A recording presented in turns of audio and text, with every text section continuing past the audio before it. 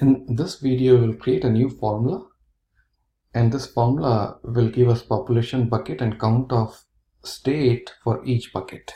So for example, I want to see how many states are there for population between 0 and 3 million. I should be able to see that. Let's go ahead and we can use column chart here. Let's drag a new formula and we'll define a formula here. We'll use bin function to define that formula. So this is the formula here. First attribute here is population, and it compares value in this attribute with first one here, which is 3 million. If it is less than or equal to this, it will return 0 to 3 million string. And based on value for this population, we will get different string. Let's save this and let's call it population bucket. And I want to see count for each of these buckets. So for that, I can just bring in state here and let's call it number of states.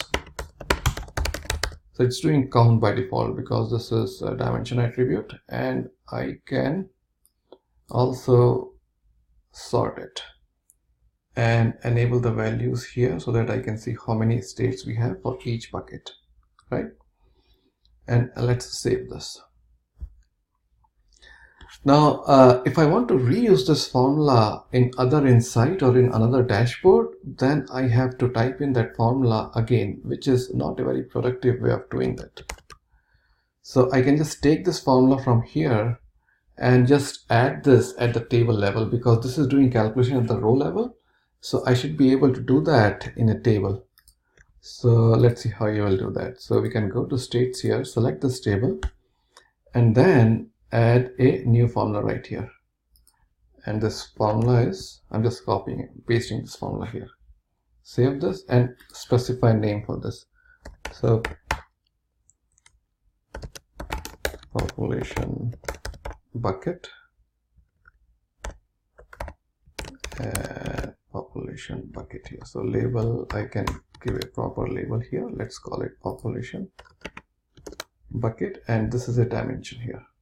And save this. So Incota does this calculation, stores it, and if you have huge number of records, it's advisable you should always create a formula column at the table level if you are doing calculation at the row level.